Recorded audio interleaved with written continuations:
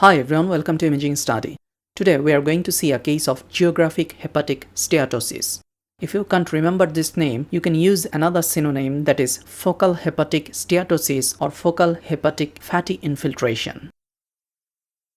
A 47 years old male patient came for a routine ultrasound scan. Let's see what we have got on ultrasound.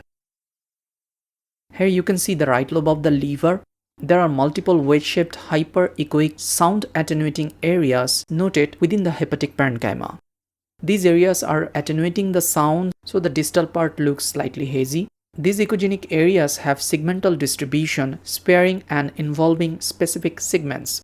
There is no mass effect, which we can understand looking at the blood vessels. No blood vessels are getting compressed. Due to segmental distribution, it looks like a geographic arrangement. This is commonly known as geographic hepatic steatosis.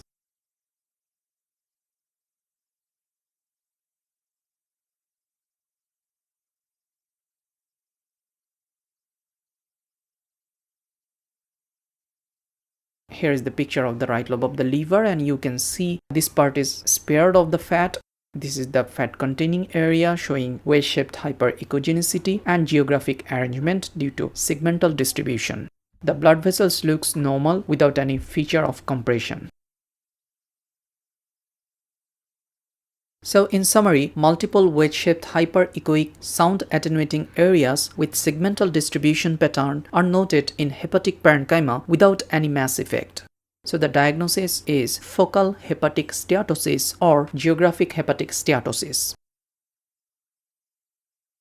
Now the take-home message. Mass will always displace adjacent vasculature, but the steatosis won't. Thank you for watching this video. Hope it helps. If it helps, please feel free to subscribe our YouTube channel and follow us on other social platforms. See you on the next one. Have a nice day.